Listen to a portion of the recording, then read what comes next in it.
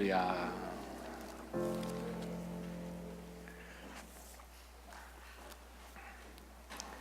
다음 주 금요일은 땡스기빙 바로 다음 날이라서 매년 우리가 했던 것처럼 금요 찬양 예배는 없습니다.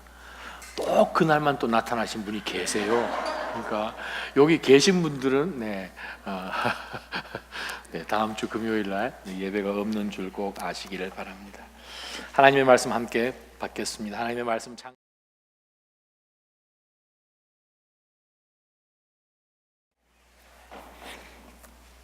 창세기 21장 8절에서 13절 말씀 함께 하나님의 말씀 받습니다. 그 아이가 시작. 그 아이가 자라 젖을 뗐습니다. 이삭이 젖을 떼던 날 아브라함은 큰 잔치를 베풀었습니다. 그런데 사라가 보니 아브라함과 이집트 여인 하갈 사이에서 태어난 아들이 이삭을 놀리고 있었습니다. 사라가 아브라함에게 말했습니다. 저 여종과 그 아들을 내쫓아 버리세요. 저 여종의 아들은 결코 제 아들 이삭과 함께 상속을 받을 수 없습니다. 아브라함은 그 아들도 자기 아들이기 때문에 무척 괴로웠습니다. 하나님께서 아브라함에게 말씀하셨습니다. 그 아이와 내 여종에 대해 괴로워하지 마라. 사라가 네게 뭐라고 하든 그 말을 들어라. 이삭을 통해 난 사람이라야 내 자손이라고 불려질 것이다. 그러나 내가 내 여종의 아들도 한 나라를 이루게 하겠다. 그 또한 내 자손이기 때문이다. 아멘.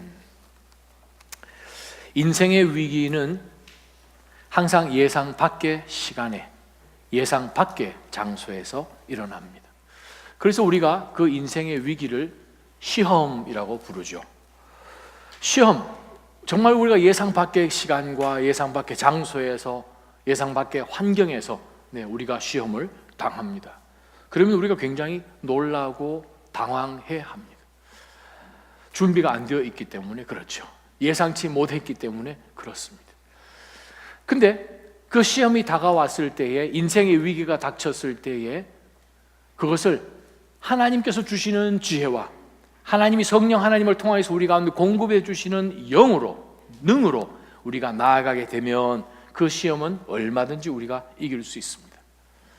그런데 우리는 자연인이다 보니까, 물론 영의 사람이기도 하지만 육을 가진 자연인이란 생각을 하고 우리가 늘상 해오는 본성적인 것을 가지고 우리가 그 상황, 인생의 위기를 막아보겠다고 나아가면 100% 시험에 빠지게 됩니다. 그러면 이제 문제가 되죠. 내 인생 가운데 이러한 문제가 닥쳤을 때에 과연 어떻게 우리가 반응을 해야 되는가? 만약에 우리 인생길 가운데서 크고 작은 모든 상황 가운데서 일어나는 위기, 시험이라고 소위 부르는 그것을 우리가 하나님께서 주시는 은혜와 능력과 지혜로 만약에 그것을 대응을 해서 이기고 우리의 본성을 따라서 대응을 할 때는 지고 한다면 이건 영적인 문제입니다. 인생의 위기가 영적인 문제라고 이야기를 한다면 눈으로 보여지는 그냥 표면적으로 드러나는 그것보다도 더 깊은 곳에 어떠한 뭐가 있다는 거죠. 그냥 인생의 위기 시험이라고 생각했을 때 그냥 우리가 보이는 것만 가지고 판단을 하고 나가면 넘어지는데, 정말 그것이 영적인 문제로 하나님의 은혜와 하나님의 지혜와 성령께서 주시는 그 능력으로 감당을 했을 때는 이기는 것이라면, 이거는 반드시 일어나는 모든 상황은 영적인 것과 뗄래야 뗄 수 없는 연결이 되어 있는 것을 우리는 알게 됩니다. 그러면 이런 질문을 던져야 되죠. 그러면 내가 어느 상황이든지 간에, 어떤 조건이며 시간이든지 간에, 장소든지 간에 어떠한 종류의 인생의 위기가 닥치더라도 내가 흔들리지 않으려면 어떻게 해야 되는가? 안 흔들리는 걸 잡아야 되죠. 여러분, 한국에 계실 때 전철 타보셨죠? 버스도 타보셨죠? 버스는, 전철은 타면 요동치기 때문에 손잡는 데가 있습니다.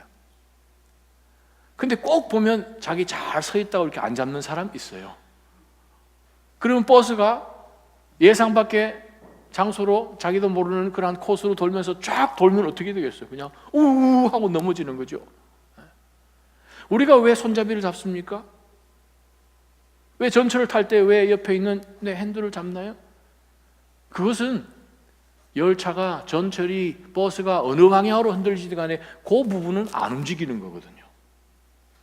어떤 상황 가운데도 사람들은 넘어지지만 그 부분은 항상 그 자리에 고정되어 있기 때문에 우리는 그것을 잡지요. 우리 인생 가운데 그러면 과연 흔들리지 않는 것이 무언가? 어떤 인생의 위기 가운데서 흔들리지 않는 것을 붙들고 있어야 우리가 설 수 있는데, 요즘 우리가 계속해서 시편 말씀 묵상하고 있지 않습니까? 요동치지 않는 사람, 흔들리지 않는 사람, 어떤 사람인가요? 항상 여호와 앞에 나아가는 사람이며 하나님께서 말씀하신, 왜? 나머지는 다 없어져도 꽃도 시들어요, 풀도 시들어요. 근데 여호와의 말씀만 영원하니까 그 말씀 약속하신 것, 그것만 붙들고 늘어지는 사람은 요동치가 않는 거거든요. 오늘 우리가 본문을 통해서 발견하는 한 가정, 이 가정에 위기가 닥쳤어요. 사실 8절부터 21절까지 두 번의 위기가 찾아오는데 두 개 다 하기는 오늘 시간이 없고 제일 첫 번째 위기만 오늘 다룰 것입니다. 이 가정도 이러한 위기가 올 것이라고 상상을 못했어요. 올 줄 알았으면 아예 안 했겠죠. 우리가 어떤 일을 했을 때의 그 마지막 결론 부분에 혹은 결과적으로 아주 나쁜 일이 생긴다면 우리는 피하죠. 이 길로 가면 그 끝에 그냥 진흙탕이어서 차가 빠지면 AAA에서 와서 끌고 가야 되는 그 길을 우리가 왜 가겠습니까? 안 가죠. 예상 밖의 일이 벌어졌다는 거죠. 여러분 인생 가운데 신앙생활 해나가면서 좋은 일만 있습니까? 좋은 일만 있으시군요, 얼굴이. 좋은 일만?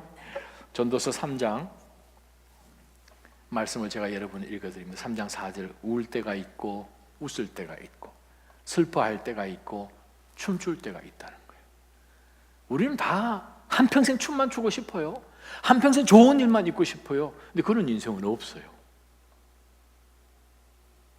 그러한 가운데서 오늘 이 가정을 한번 자세히 들여다보았으면 좋겠습니다. 하나님께서 아브라함이 100세 때에 정말 약속하신 귀한 아들을 주셨어요. 이삭이에요.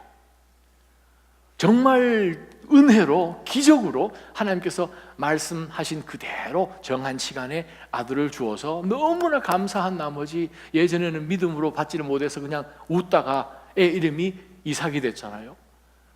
그래서 그냥 이 아이 볼 때마다 그냥 온 집안이 그냥 웃음 바다가 된 거죠. 네. 우리가 21장에 보게 되면 21장 6절에 사라가 말했습니다. 하나님께서 나로 웃게 하시니 이 소식을 듣는 사람이 다 나와 함께 웃을 것이다. 하나님께서 우리 가정에 이 아이를 보내주심으로 하나님이 정말 살아계심을 보는 모든 사람들, 여호와께 소망을 두는 모든 사람들 함께 웃는다는 거예요. 아멘. 여러분도 동일하게 사라와 함께 하나님을 바라본다면 하나님 말씀하신 것을 반드시 성취하시는 신실한 하나님이신 것을 우리가 안다면 우리도 함께 사라 옆에서 웃는다라는 거죠. 그래서 보니까 이 아들이 얼마나 또 잘 웃어요. 이삭이. 이름이 뭐예요? 이삭. 이름이 이삭이라는 표현은, 이삭이라는 것은 웃는다. 근데 3인칭 단수 현재형도 he laughed. 그가 웃었다. 그것도 만약에 이삭이에요. 그러면 사람 볼 때마다 뭐게, 이삭이 이삭했네 이 말이잖아요. 이삭 이 말이잖아요. 사람도 이상한 거죠. 이삭이 이삭했다잖아요. 이삭 뭐 이짝인지 저짝인지 모르겠지만 하여간 이삭 그러고 있는 거예요. 지금 얼마나 기뻐요. 이제 8절에 보니까 그 아이가 자랐어요. 성장을 해서 이삭이 젖대던 날이 됐어요. 젖을 언제 뗐는가? 요즘은 이유식들이 많아가지고 뭐 1년도 채 안 돼서 다 젖대잖아요.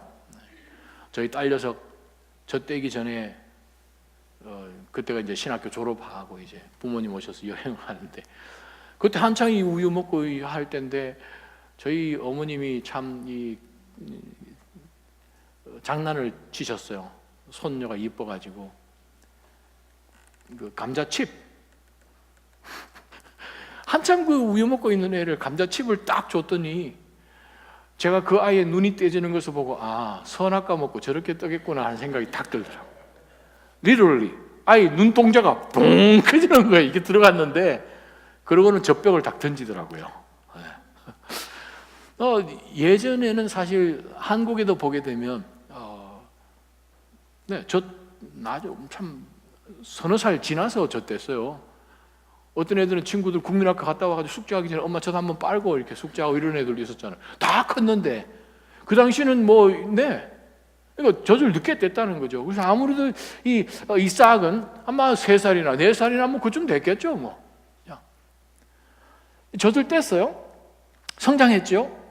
정말 큰 잔치예요. 이 아이가 성장해서 젖을 뗐다는 것은 이제 정말 그 당시에 참 이 생존율도 이렇게 높지도 않았을 텐데 참 큰 잔치였기 때문에 아브라함이 큰 잔치를 베풀었다라고 성경은 기록합니다. 얼마나 기쁘겠어요. 이 아이가 이제 쑥쑥 자라서 이제 젖도 떼고 정말 하나님께서 이 아이 자녀를 통하여서 이 온 만방에 하나님의 이름을 정말 펼치는 그런 귀한 이 약속의 씨앗을 하나님 주셨다는 거죠. 좋은 일만 있는 거예요, 지금. 좋은 일만. 근데 보니까 9절이에요. 인생에는 항상 이 9절 제일 첫 단어가 문제예요. 그런데. 잘 나갔는데, 그런데. 우리 인생에는 그런 데를 빼놓을 수가 없어요. 그래서 오늘 저녁에 우리가 이 인생 가운데서 내 삶 가운데 어떻게 하면 어떠한 인생의 위기 없을 수는 없으니까 그것이 오면 이길 수 있는가를 오늘 본문을 통해서 찾아봅니다. 사라가 봤어요. 잔치 날이었는지 아니 좀 지났는지 모르겠어요. 사라가 보니 아브라함과 이집트 여인 하갈 사이에서 태어난 아들이 이삭을 놀리고 있었습니다. 지금 아무도 없던 이 집안에 이스마엘도 생겨서 지난 최소한 15년 이상 지금 이제 데리고 있었으니까 얼마나 좋았어요. 근데 하나님이 이제 이삭까지 주셨으니까 이거 따블이잖아요. 복이. 그렇게 생각해죠. 그런데 보니까 아브라함과 이집트 여인 사이에서 태어난 아들이 이삭을 놀리고 있었다는 거예요. 오늘 구절을 자세히 들여다보니까 이스마엘 이름이 나와요? 안 나와요? 이스마엘의 이름이 안 나와요. 약속을 통해 준 하나님의 그 자녀 이삭은 이름이 나오는데 육을 통해서 나온 아이의 본명은 안 나와요. 은혜를 통해서 나타난 하나님의 결실은 보여지는데 나머지는 의미가 없는 거예요.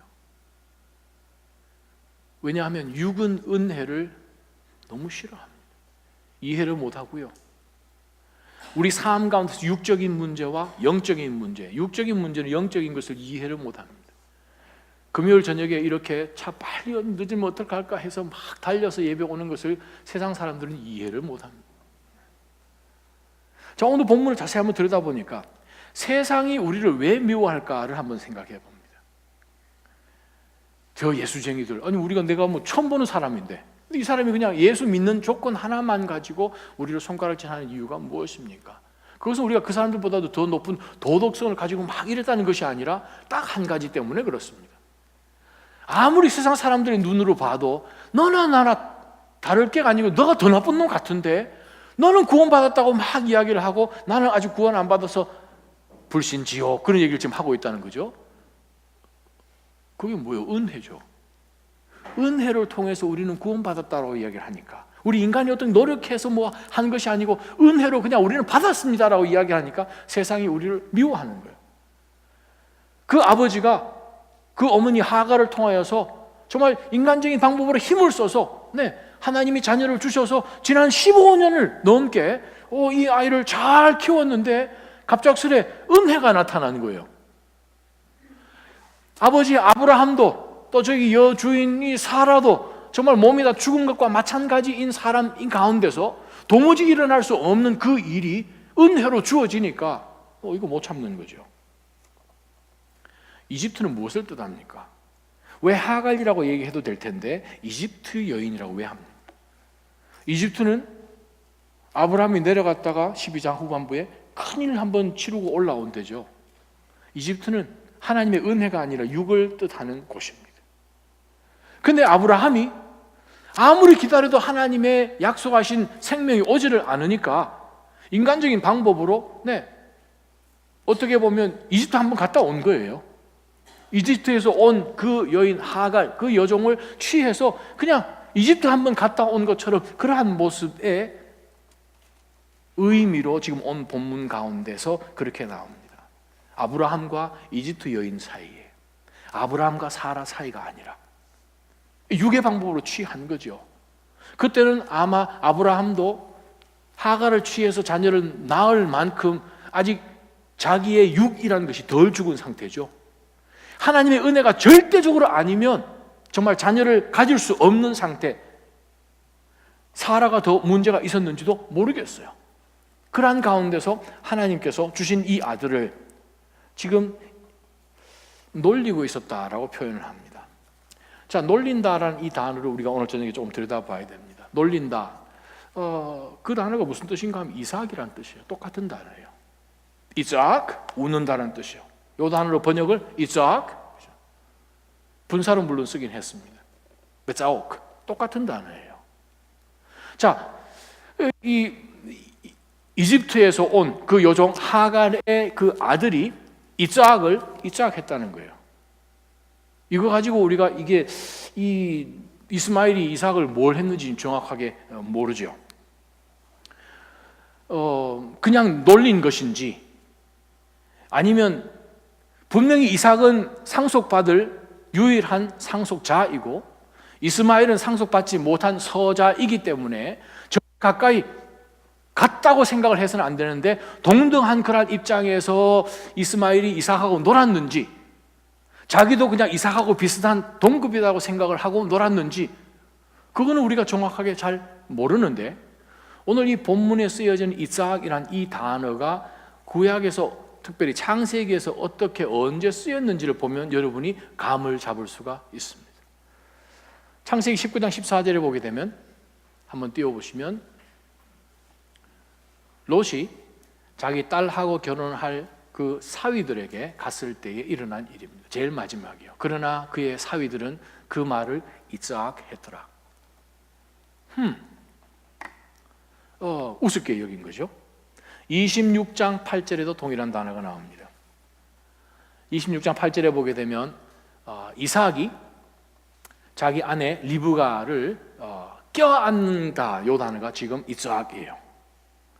뭔가 부부가 서로 사랑하는 그런 마음과 뭐 간지럼을 태웠는지 하여간 깔깔깔 웃으면서 서로에게 애정으로 보여주는 크롤링한 거죠. 그것을 이삭했더라 라고 표현합니다. 그런데 그것을 보고 오해가 일어난 상황입니다. 39장 14절이요. 39장 14절 17절에도 동일한 단어가 나오는데 집에서 일하는 하인들을 불러 말했습니다. 보라, 주인께서 지금 보디발의 아내가 하는 얘기입니다. 우리를 웃음거리로 만들려고 이 히브리 사람을 데려왔나 보구나. 이 사람이 내게로 와서 나를 덮치려고 해서 내가 큰 소리로 질렀다. 저기에 웃음거리란 말이 나옵니다. 우리를 이삭으로 만들었구나. 17절에 보게 되면 희롱이란 단어로 똑같은 이삭이란 단어가 사용되었습니다. 출애굽기 32장입니다. 출애굽기 32장 6절에 보게 되면 모세가 시내산 꼭대기로 십계명 하나님 앞에 받으려고 올라가고 난 다음에 밑에 이스라엘 백성들이 금송아지 만들어 놓고 제일 마지막에 먹고 마시며 일어나 놀았습니다 라는 단어가 이삭입니다. 놀았다는 거예요. 어떻게 놀았을까요? 그냥 방탕하게 그냥 덩실덩실 춤을 추면서 그냥 즐겁게 그냥 하하하 하면서 웃었더라 이 말이죠. 마지막으로 사사기요. 사사기 16장 25절에 이 단어가 나옵니다. 삼손, 블레셋 사람들에게 잡혀서 일단 눈알 다 빼어지고 지금 쇠고랑 차고 있으면서 이제 그들이 잔치할 때에 삼손 데리고 나와 해가지고 일어난 사건입니다. 그들은 마음이 즐거워서 말했습니다. 삼손을 불러라. 그가 우리를 즐겁게 하게 하라. 그래서 그들은 삼손을 감옥에서 불러냈습니다. 삼손은 그들 앞에서 이삭이 됐습니다. 그들은 삼손을 두 기둥 사이에 세웠습니다. 자, 이 구약에 쓰여지는 용례를 보니까 이스마엘이 이삭을 이삭했더라는 의미가 이게 단순하지가 않은 거예요. 그죠? 더 복잡해졌어요. 전체로 우리가 다 종합해서 볼 때에 이스마엘 가운데서 이삭을 볼 때에 무엇을 이삭했는가? 이삭 이름도 이상하고 네가 무슨 약속의 아들이냐?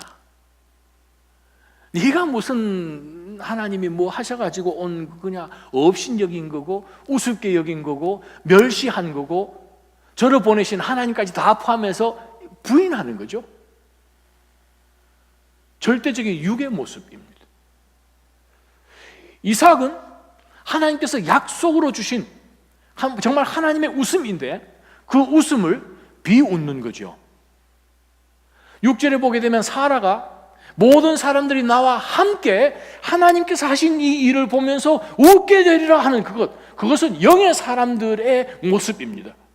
근데 하나님께서 하신 그 놀라운 일들, 하나님께서 기적적으로 우리 삶 가운데 역사하신 그것을 믿음의 눈으로 보면서 함께 할렐루야 함께 웃으면 그것은 6절에 함께 동참하는 사람이지만 그것을 보면서 인정하지 않고 그것을 부인하고 부정하고 우습게 여기고 허풍처럼 아무것도 아닌 것처럼 생각을 하게 되면 그 사람들은 이스마엘 편에 드는 것입니다.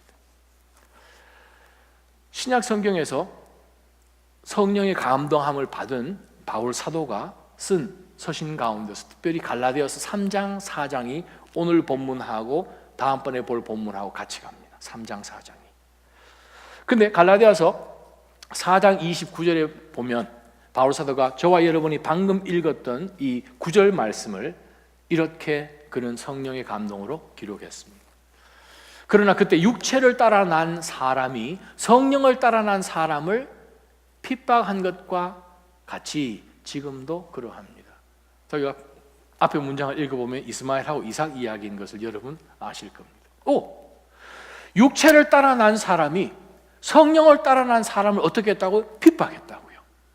저와 여러분이 하나님께서 하신 그 일들을 바라보면서 믿음으로 서기를 원할 때마다 세상은 우리를 핍박합니다. 세상이 우리를 비웃습니다. 세상이 우리를 laughing stock으로 생각을 할 것입니다. 우습다는 거죠. 우습다는 거죠. 그 말은 무슨 뜻입니까? 우리 삶 가운데서 인생 위기 가운데 믿음과 불신앙은 함께 갈 수가 없어요. 내 삶 안에 있는, 내 인생 안에 있는 때로는 믿습니다 하고 믿음으로 생각을 하지만 때로는 인간의 모습이 더 나와서 이 두 가지가 함께 갈 수는 없습니다. 왜 그런가요? 저와 여러분은 성령을 따라서 약속의 자녀로 아브라함의 자손이 되었습니다. 갈라디아서 4장 이야기요. 3장 4장 전체 내용이 무엇입니까? 우리는 믿음의 사람들입니다. 하나님께서 우리를 자녀 삼아 주셨습니다.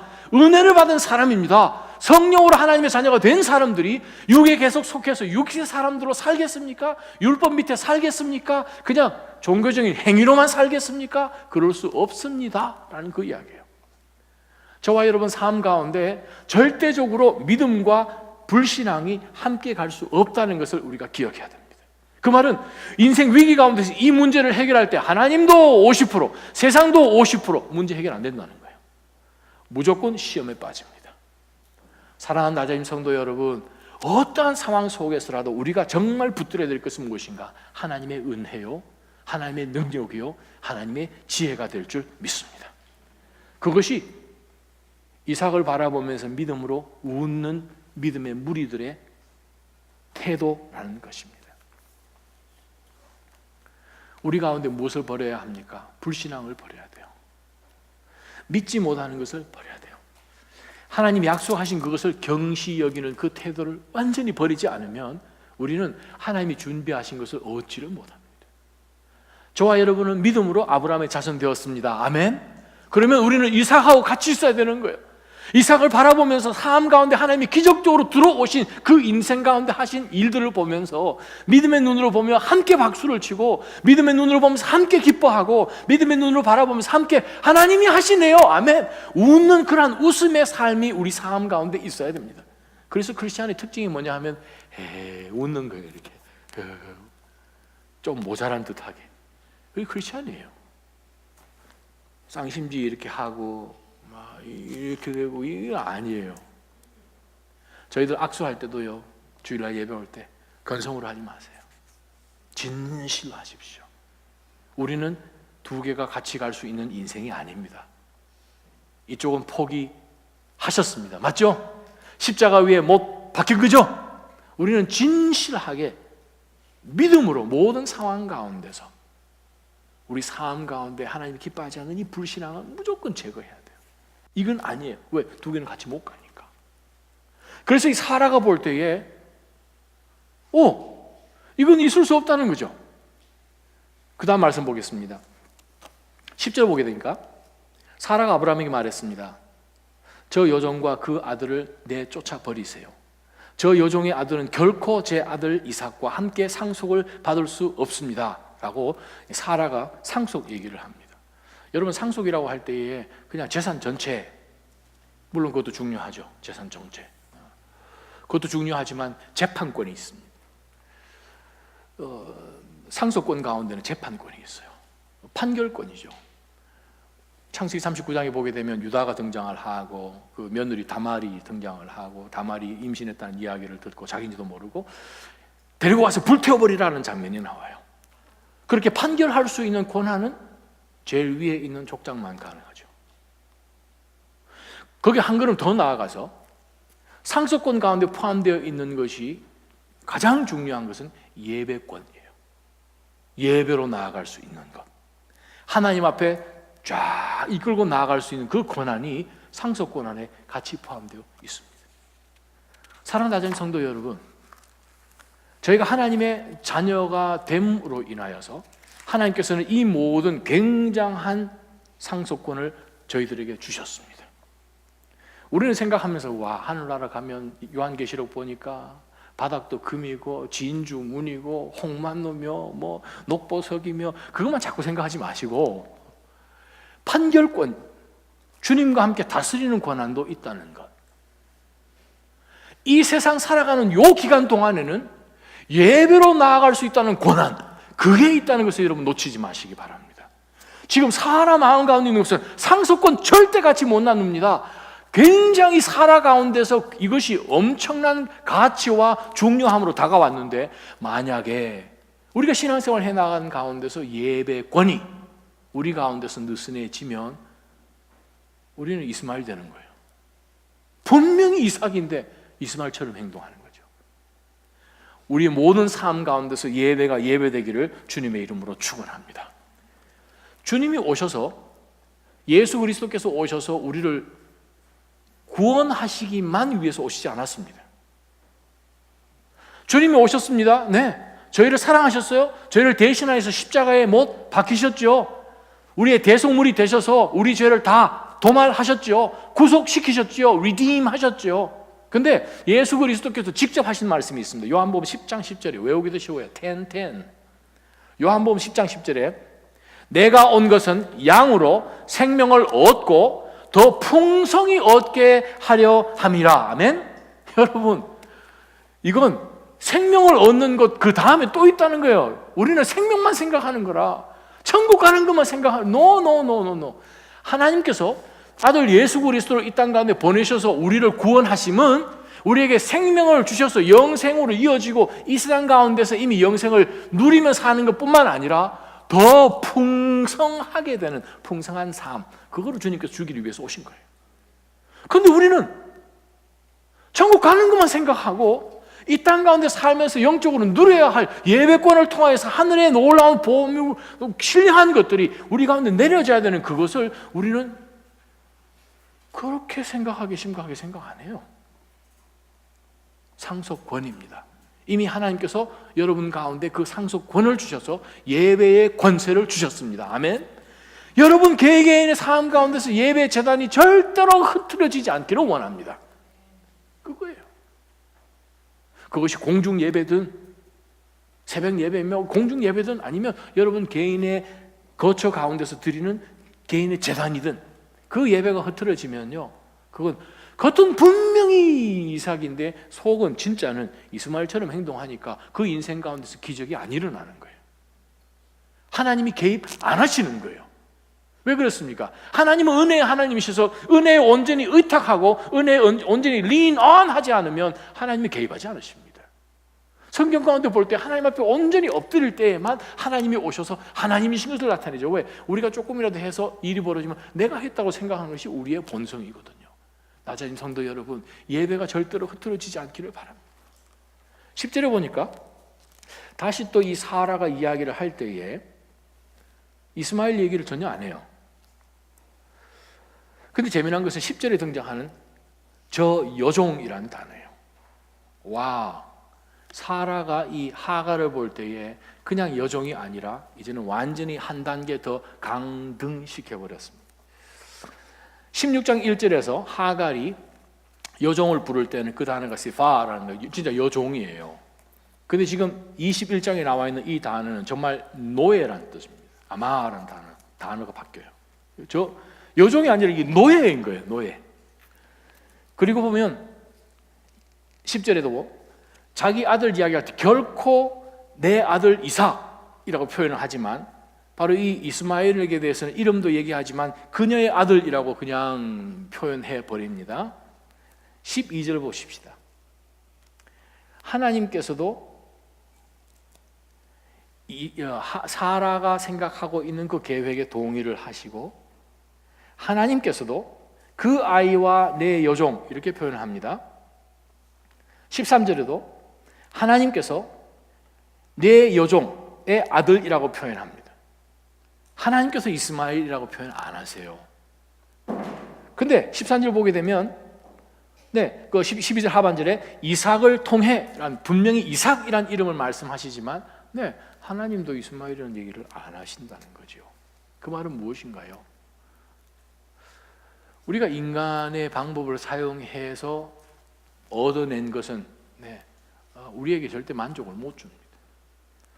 하나님이 은혜로 그를 받아주셨기 때문에 은혜가 있는 것이지, 여러분 이 아브라함에게는 이스마엘이 굉장한 기쁨이었어요. 한평생 아들 없다가 지금 아들이 생겼는데, 근데 그 아들이 아브라함에게 준 그 기쁨의 그 유효 기간이 얼마예요? 15년이요. 15년 동안에는 온 세상 다 줘도 이스마엘, 하나님께서 아브라함에 나타나셔서 아니 아들 따로 있다 했을 때 요 아들만 좀 잘 되게 해도 그건 좋습니다. 그렇게 얘기하죠. 우리가 생각하는 방법은 무엇입니까? 이것이 영원할 것이라 생각해요. 내가 추구하고 얻은 이것이 나에게 온전한 만족을 줄 것이라고 생각합니다. 노. 진짜 만족은 하나님에게서만 옵니다. 하나님께서 주시는 것만 탈이 없습니다. 아멘. 그것을 놓치지 말기를 주님의 이름으로 축원합니다. 아브라함이 사실 하갈은 잘못이 없어요. 하갈이 무슨 죄가 있습니까? 하갈은 자기 여주인의 말에 그냥 순종한 것밖에 없는 상태죠. 근데 죄는 욕심이 잉태한즉 죄가 태어나죠. 그러면 죄가 태어나기만 합니까? 거기 계속 일어나면은 사망이에요. 우리가 그것을 보면서 죄는 항상 연쇄 반응을 일으키는데 하나님 없이, 믿음 없이 한 모든 것은 죄라라고 분명히 성경에서 말씀을 하시는데, 아브라함도 사라도 믿음 없이, 하나님하고 상관없이, 하나님의 계획 상관없이 덜컥 일을 저질러 보니까 그것이 기쁨인 줄 알았는데 지금 보니까 그 가정이 지금 존립의 문제가 생긴 것을 우리가 봅니다.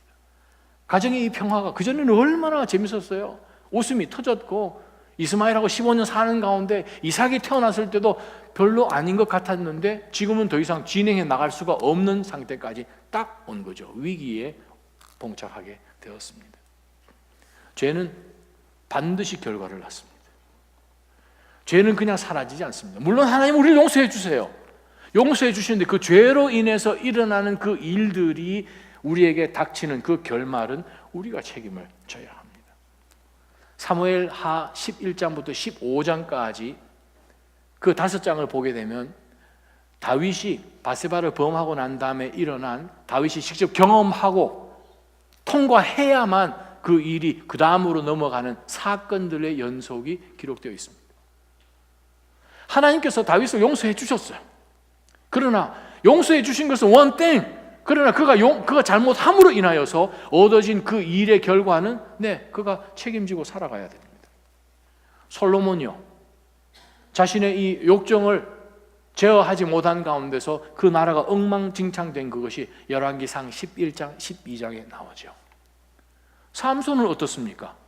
하나님의 영이 그에게 정말 강력한 힘으로 임하여서 이스라엘 백성들을 인도할 수 있는 사사로 그가 섬겼지만 그가 자신의 욕정 가운데서 몸의 모든 것이며 생각적인 것이며 모든 것을 다 주어버렸을 때에 그의 인생이 파멸 가운데 빠진 것을, 그가 어떻게 인생을 마감했는지를 사사기 13장부터 16장까지 읽어보면 잘 나와 있지요. 아간은 어떻습니까? 여호수아에 등장하는 그 사람, 죄, 하나님 앞에서 모든 지인 앞에서 용서는 받았지만 그러나 그 죄로 인하여서 결말은요, 그 가정은요, 돌 맞아서 없어진 것을 우리가 봅니다. 절대 세상의 방법으로 얻는 그것이 우리 가운데 영원한 만족을 절대 주지 못하는 것을 우리가 봐야 됩니다. 그러면서 절대적으로 우리가 피해야 됩니다. 사탄이 우리를 공격할 때에 이것 저지르면 끝부분에 가면 요 일이 벌어진다라고 절대 다 보여주지 않습니다. 사탄은 우리에게 보여줄 때 딱 그 부분만 보여줘요. 재밌는 것, 좋은 것, 달콤한 것, 그것만 딱 보여주고 그 다음 거는 숨겨놓죠. 왜? 속이는 자니까. 눈에 보이는 가지고 우리가 믿지 말아야 되는 그 이유가 진리는 그 뒤에 다 숨겨져 있다는 거죠. 그래서 하나님의 지혜를 얻는 것이 필요합니다. 그래야 인사이트가 생깁니다. 하나님 이건 뭐예요?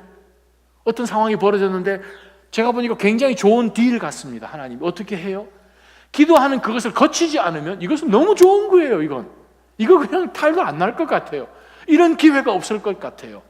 그러나 그것을 붙들면 잠시 즐거울지는 모르겠습니다. 그것이 나중에는 굉장한 화로 다가오는 것은 우리가 살면서 계속 경험해 보는 일들이죠. 그 다음에 봅니다. 11절 보니까 아브라함은 그 아들도, 이스마엘도 자기 아들이기 때문에 괴로웠어요. 정말 괴로웠어요. 죽을 지경이죠. 아니, 아브라함에게는 사실 정이 지금 이스마엘에게 더 있는 거예요.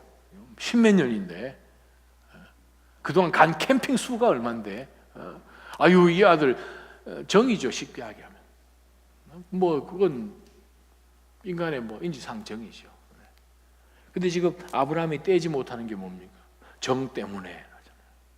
자, 우리가 신앙생활을 해나가는 가운데서 그놈의 정 때문에 지금, 근데 우리가 진짜 질문해야 될 것은 이게 내가 하기 싫은 건가? 내가 좋아서 정인가? 아니면 하나님 앞에서 옳은가? 그거를 질문해야 됩니다. 이것이 이거 내가 싫어하는 거다, 이거 내가 좋아하는 거다. 내가 좋고 싫고가 기준이 될 수가 없습니다. 인생 가운데. 아멘. 가장 인생 가운데 유일한 기준은 하나님이 보실 때 이것은 옳은 것인가 아니면 옳지 않은 것인가, 바로 거기에 우리의 판단의 기준이 있습니다. 아브라함 너무 싫었어요. 너무 아프고 근심스럽고, 왜? 이 녀석도 내 아들이기 때문에. 그러나 하나님 보실 때에 이 아들은 아들이지만 이거는 하나님의 은혜로 정말 용서해 준 것이지 인간의 방법으로 취한 자기 자업자득인 셈이에요. 근데 여기에 연이 걸려 있고 정이 걸려 있다 보니까 지금 아브라함 마음 가운데 정말 근심하게 되는 거죠. 사랑 낮은 성도 여러분, 정에 이끌려서 하나님 앞에서 옳은 것을 못하는 일이 없기를 바랍니다. 이거 정말 신앙생활 해나가는 가운데 중요해요. 친구이기 때문에, 친하기 때문에, 끼리끼리이기 때문에, 우리 서로가 말이 통하기 때문에 어울려서 만약에 어떤 일들을 믿음 없이 행한다면 그것은 하나님 보실 때 옳을 것일까 그렇지 않은 것일까 분명하잖아요. 문제는 우리가 믿음으로 행하면서 하나님이 보실 때 옳은 일들을 선택, 어렵지만 아무도 주변에 없고 나 혼자 선택하는 것 같지만, 친한 사람들 전부 다 저기 있는 것 같지만, 그러나 우리가 믿음 가운데서 하나님이 보실 때 의롭고 옳은 것을 선택을 하면 그 다음이 열립니다. 아멘. 그 다음이 또 열립니다. 아멘. 그러나 인간 가운데서 힘으로 모여져 있고 모든 인간의 정으로 엮여져 있고 해나가는 가운데서는 처음에는 했다라고 생각을 되는지 모르지만 그것은 무조건 꼬이게 됩니다. 아무 일이 안 일어나요. 하나님의 역사는 여기에 없습니다. 그래서 지금 아브라함이 하나님과 동행해 온 가운데서 자기가 지금 저질러 온 일을 보니까 지금 마음 가운데 엄청난 근심, 이거 어떻게 해야 되는가 하는 상황 가운데 빠지죠. 그런 가운데서 하나님이 할 수 없어 개입을 하십니다. 12절에 하나님께서 아브라함에게 말씀하셨습니다. 자, 이 말씀을 잘 보십시다. 그 아이와 내 여종에 대해 괴로워하지 마라. 근심하지 마라. 네 눈에 볼 때 이것이 나쁜 것이구나 라고 그렇게 생각을 했으니 괴로워하지 말라, 그 뜻입니다. 사라가 내게 뭐라고 하든 그 말을 들어라.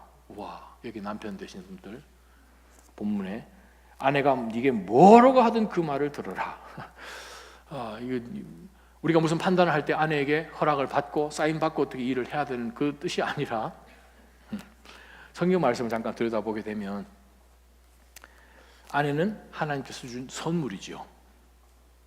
창세기 2장 18절에 아담에게 하와를 데리고 온 잠언 31장 10절에서 12절, 25절, 26절, 28절, 29절을 볼 때에 지혜로운 슬기로운 이 아내의 말을 잘 듣고 그로부터 내가 보지 못했던 그러한 관점 가운데 보는 지혜를 얻는 것이 그 사람에게 복인 것을 설명합니다.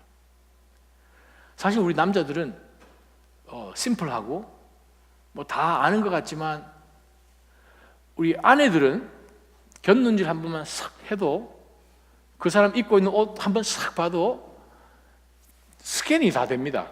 머리부터 쭉 스캔이 돼가지고 점수가 탁탁탁 나와요. 그 사람의 인격이며 뭐며 다 나오는데 한번 슬쩍 해도 남편들은 그 정도 인포메이션 얻으려면 석 달 걸립니다. 하나님 그렇게 만드셨어요. 그래서 이 부부는 정말 모든 이야기들을 다 할 수 있는 관계가 돼야 돼요. 지금 굉장히 어려운 가운데서 이거 어떻게 해야 되나? 근데 하나님께서 이 문제를 해결해 주시는 지금 제안을 해 주신 것이 12절이잖아요.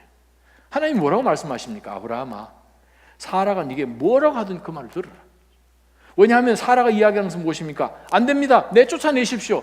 이거 쫓아내야 되나 말아야 되나? 아유, 정도 들었는데 하는 가운데서 하나님은 사라 편에 딱 드신 것을 생각을 해보면서 하나님께서 보실 때 사라가 생각하는 것이 맞다라는 것을 우리가 봅니다. 뭐가 맞은가? 이스마엘을 쫓아내는 것이 맞다라는 거예요. 아니, 이스마엘을 어떻게 쫓아냅니까? 근데 하나님은 그것이 맞다라고 말씀하십니다.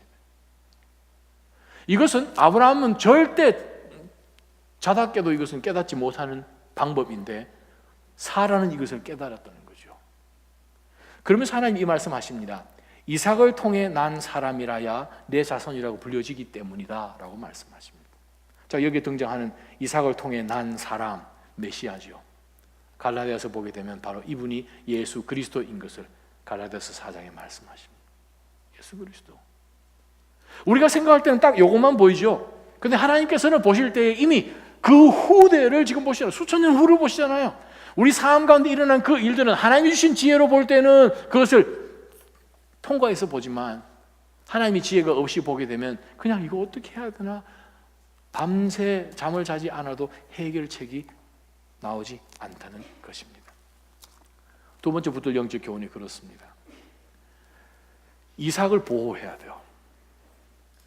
이삭을 통해서 하나님의 계획이 이루어지기 때문에 사탄은 반드시 이스마엘을 통해서 이삭의 길을 막으려고 할 것입니다. 이스마엘이 있고 이삭이 있죠. 에서가 있고 야곱이 있죠. 에프라임과 므낫세가 있죠. 그 선대로 올라가면 어떻게 됩니까? 가인이 있고 아벨이 있고 예수 그리스도가 계시면 헤롯 왕이 있고 계속해서 사탄은 어떻게 해서든 우리의 어포넌트를 찾아가지고 계속해서 우리를 공격하도록 만든다는 거예요. 우리 삶 가운데 동일하게 사탄에게 틈을 주어서 그가 들어와서 우리를 공격하게끔 하는 우리 삶 가운데 이스마엘이 있습니다. 우리가 놓지 못하는 이스마엘이 있어요. 하나님 말씀하십니다. 그거 좀 버리지. 이제 그거 좀 도려내지. 너무 익숙하고 정이 붙었는 그것을 하나님 말씀하십니다. 그거 좀 버리지. 그래요. 정말 우리가 두 번째 붙들 영적 말씀은 무엇입니까? 우리가 그것을 버려야 하나님께서 궁극적으로 우리에게 주실 약속이 온다는 거예요. 그것을 버려야 이삭을 통해 난 사람이라야 내 자손으로 불린다고 하나님 분명히 말씀하신 건 무엇인가? 궁극적으로 이삭을 통하여서 하나님께서 메시아를 보여주시는 굉장한 최대의 인류의 선물을 주신다는 거예요. 우리 삶 가운데 이스마엘을 내어 쫓을 때에야만, 잘라내고 그것을 버릴 때에야만 정을 끊는 것처럼 하나님께서 보실 때 옳지 않으니까 더 이상 no more 할 때에 하나님께서 우리들 가운데 주실 궁극적인 더 큰 축복이 온다는 거예요. 우리가 그것을 깨닫는다면 영적으로 우리는 끝까지 믿음으로 서 있어야 됩니다. 이스마엘도 끼고 이삭도 끼고 살아갈 수가 없어요. 쫓아내는 거예요. 내 속에. 그러면 우리가 질문을 해야 됩니다. 나의 이스마엘이 뭘까요? 나의 이스마엘이, 여러분의 이스마엘이 누구예요? 육으로 생각하는 거지요. 믿음 없이 하나님 앞에 서 있는 의로움, 그것 없이, 하나님이 보실 때, 판단하실 때 말씀으로 서 있고 기도로 서 있고 영적으로 서 있는 것 없이 인간의 모습 가운데서만 만들어져 있는 육, 그것은 무조건 이스마엘이에요. 그것 가지고 메시아가 나타나지 않습니다. 우리의 삶 가운데 이스마엘을 끼고 있는 한에 있어서는 하나님이 이삭을 통해서 주실 그 놀라운 축복처럼 우리 인생 가운데 그 기적이 나타나지 않는다는 거예요. 13절에 보게 되면, 그러나 내가 내 여종의 아들도 이스마엘 한나라를 이루겠다. 그 이유는 무엇입니까? 하나님의 긍휼이에요. 이스마엘이 한나라를 이루고 하나님이 보호해 주시는 것, 바로 그것만 가지고 그래도 얘는 그가 복받은 이유가 아브라함 때문에 복을 받은 거예요. 저와 여러분 아브라함의 자손입니다. 우리 주변에 있는 사람들이 저와 여러분을 통해서 복을 받으셔야 됩니다. 아멘. 근데 만약에 우리가 계속해서 이스마엘을 끼고 있는 한에서는 하나님의 복이 우리를 통해서 그 사람들에게 나가지 못하는 거예요. 우리 책임입니다. 나중에 하나님이 우리를 아마 질문하실 거예요. 너 거기서 그 사람 만났을 때 뭐 했냐? 그 상황 가운데서 뭐 했냐? 분명히 그 하나님이 주신 기가 막힌 그 기회 가운데서 간증과 주의 놀라운 증거를 들이대야 되는데, 아직까지 우리는 그 상황 속에서 이스마엘을 계속, 이삭도 쥐고 왔다 갔다 하는 가운데서 아무런 영적 능력이 없었다면 그 영혼을 잃어버리게 되면 그건 우리 책임이에요. 본문의 말씀을 다시 한번 들여다보면서, 그래요, 내 삶 가운데 믿음과 불신앙이 절대 함께 갈 수 없고, 함께 갈 수 없으니 우리 안에 있는 이스마엘을 찾아서 쫓아내야 돼요. 제거해야 돼요. 더 이상 육의 모습으로 하나님 앞에 나가지 못하도록, 육의 모습으로 인생을 살지 못하도록, 내 삶 가운데 크고 작은 모든 인생의 위기를 육을 붙들고 있는 한에서는 문제 해결이 안 되니까 하나님도 동의를 하시면서 사라가 이야기한 것처럼 내가 쫓으라고 말씀하십니다. 이스마엘은 그래도 내가 책임진다는 거죠. 아브라함이 잘못한 거니까 내가 그거는 책임진다는 거죠. 요한복음 21장에 예수님께서 제자들과 함께 가시는 가운데서 베드로에게 예수님이 질문하지 않습니까? 이 날 사랑하느냐? 3번 질문하시잖아요.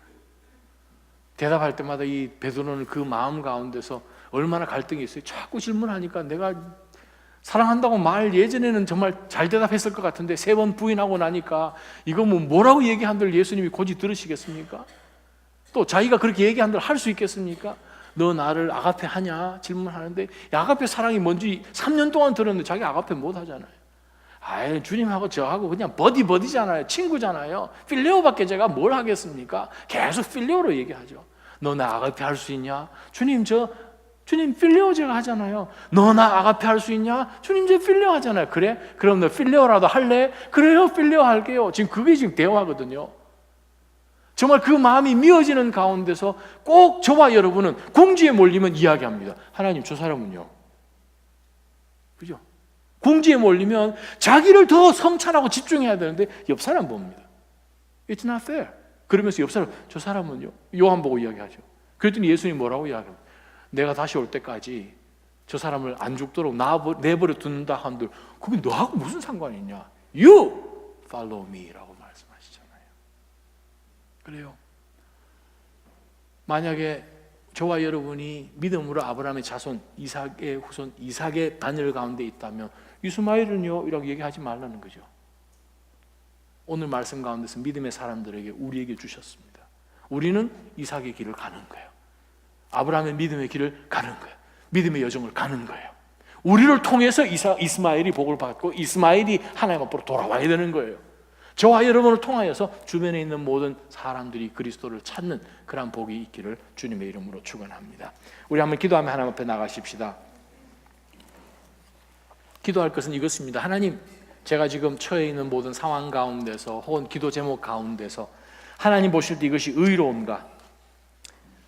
아니면 이것은 내 정에 이끌려서 그냥 내가 놓지 못하는 것이고 연결되어 있는 그 사람과의 관계 속에서 내가 더 이상 진행을 하지 못하는 것이 있는가? 그래요.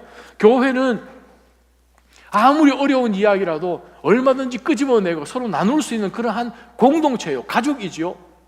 근데 그것을 못한다는 것은 어디에 얽혀 있습니까? 이스마엘이 얽혀 있는 것이죠. 근데 그것까지도 우리는 그래요, 하나님 앞에 다 내려놓을 수 있어야 합니다. 믿음과 불신앙은 절대로 손잡고 나갈 수가 없는 것이고, 하나님이 나에게 주신 그 약속에 위협이 된다면 그것은 어떤 것이든지 간에 제거를 해야 되는 것이 하나님 보실 때 옳은 것입니다. 하나님 그러한 영적 결단을 달라고, 그러한 용기와 진짜 그러한 믿음의 분량을 달라고 우리 한번 기도하며 하나님 앞에 나아가십시다. 기도하겠습니다. 거룩하신 하나님 아버지, 저희의 삶 가운데도 하나님께서 허락하신 그 놀라운 일들을 깨어진 꿈들이 많이 있습니다. 나의 방법으로, 육의 방법으로 하나님 이 일들을 해보겠다고, 하나님 그것이 잠시 나에게 개런티 해주는 그것 때문에 하나님 이것이 나에게 기쁨을 보장해 준다라고 생각을 하면서 그것만 붙들고 살았습니다. 그런데 하나님 오늘 말씀을 들여다보면서 하나님, 우리가 정말 믿음으로 하나님께서 나로 웃게 하시니 이 소식을 듣는 사람이 다 나와 함께 웃을 것이다 라고 말씀하신 그 말씀처럼, 하나님 우리가 믿음에 동참한 사람이라면 하나님께서 역사하신 그것을 바라보면서 함께 하나님이 웃게 하신 그 웃음, 동일한 꿈을 바라보고 동일한 비전을 바라보고 하나님 같은 신앙 가운데 있어야 하나님이 하신 그 역사하심을 보면서 이것을 웃을 것이다 라고 볼 텐데, 하나님 아버지 믿음이 없다면 주여 그것을 비웃겠지요. 아예 쳐다보지도 않겠죠. 인간의 방법으로, 인간의 힘으로, 하나님 사람들과 또한 인간의 방법으로 하나님 이 모든 일들을 진행해 보고자 하고, 하나님 내 삶 가운데 일어난 크고 작은 모든 인생의 위기를 해결해 보고자 하겠지요.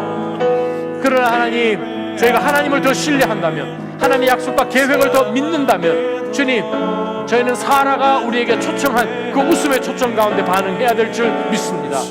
하나님, 동일하게 주님, 저희도 동일하게 믿음의 사람들과 믿음의 반열에 속해서 다 함께 웃을 수 있는 그러한 영적인 깨어남이 저희들 가운데 있게 하여 주시옵소서. 주여, 저희들 가운데 불신앙이 있습니다. 주님 온전히 신뢰하지 못하는 것들이 있습니다. 그러므로 인하여 하나님 내 삶 가운데 그것이 열리지 않은 것을 바라보면서 하나님 안타까워하며 답답해합니다. 주여, 이 모든 것들을 열어주옵소서. 먼저 나에게 하나님 그것을 믿을 수 있는 그런 큰 믿음을 허락하여 주시고 주님을 신뢰하기를 원합니다. 하나님은 우리 가운데서 생명을 주실 뿐만 아니라 그것을 더 풍성히 얻게 하기 위하여 주를 이 땅 가운데 보내심을 하나님 저희는 말씀을 통하여 봅니다. 하나님, 저희 삶 가운데 주여 저희로 하여금 피폐하고 고갈되어 있고 하나님 정말 바닥을 치듯이 지금 어려운 상황 가운데 있는 나의 건강이며 문제며 인간 관계의 문제며 정말 하나님이 개입하시지 않으면 해결되지 않은 문제들이 있습니다. 주님, 이 문제를 어떻게 해결하면 됩니까?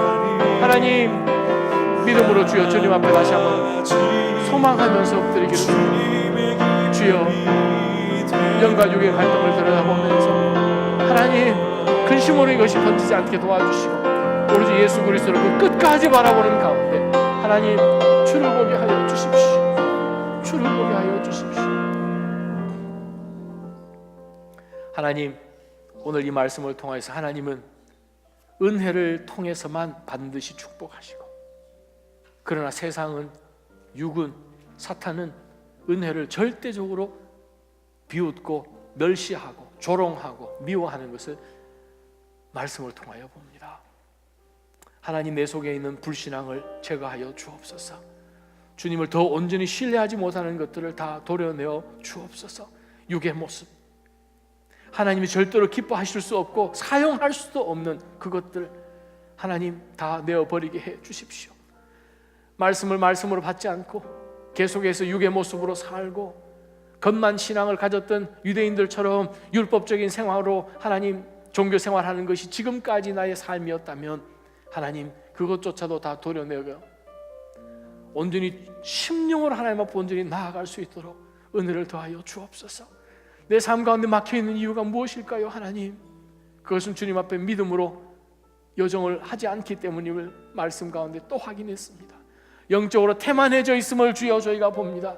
영적 위험 요소들이 여기저기 있음에도 불구하고 하나님 정에 이끌려서 인간 관계에 이끌려서 혹은 나의 체면에 이끌려서 그것을 믿음으로 반응하지 못하지. 그러므로 하나님, 내 삶 가운데 이러한 인생의 위기들이 지금 하나 두 개가 아닌 것이, 하나님 저희를 불쌍히 여겨 주옵소서. 결단하며 나아가기를 원합니다. 하나님, 내 속에 들어있는 이 달콤한 이스마엘을 잘라내게 해 주십시오.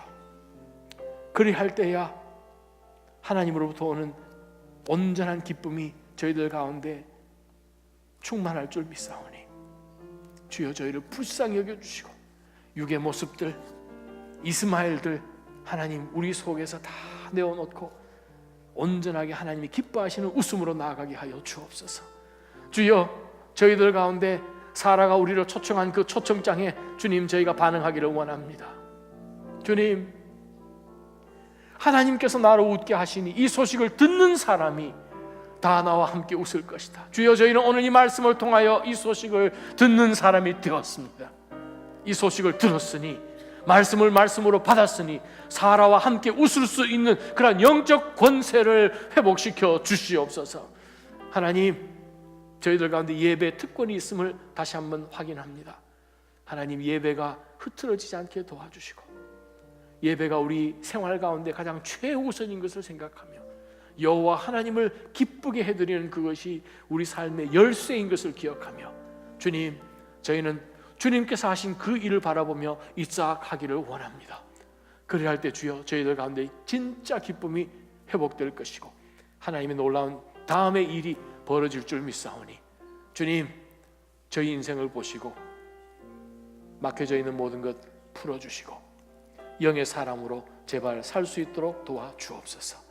그렇게 역사해 주실 살아계신 우리 주 예수 그리스도의 이름으로 간절히 기도하오며 이제는 우리 주 예수 그리스도의 놀라우신 은혜와 우리를 사랑하셔서 독생자 예수 그리스도를 아끼지 아니하실 만큼 그냥 버리신 성부 하나님의 우리를 향한 그 변함없으신 영원한 사랑하심과 성령 하나님의 위로해 주시고 깨닫게 해 주시고 진리 가운데로 인도해 주심이 주님, 저희는 세상이 어떻게 요동하든지 시편 기자들처럼 다윗처럼 요동치 아니할 주님의 약속, 주님을 붙들기를 원하오니 그 말씀이 우리 삶 가운데 들어와서 그 말씀이 우리를 대신 살아가는 것처럼 그렇게 제발 살아보게 하여 주옵소서.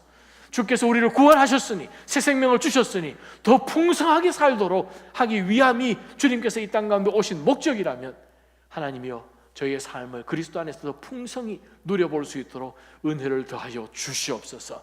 간절히 소망하며 이 저녁에 엎드리며 믿음으로 반응하며 이삭의 아브라함의 후손인 것을 순종하면서 증명해 보일 그렇게 결단하며 엎드린 사랑하는 모든 믿음의 식구들, 저들의 가정과 자녀와 일터와 학업 위에 몸들이 낮아진 교회와 선교지 위에 이제로부터 영원토록 함께 계시기를 간절히 축원하옵나이다.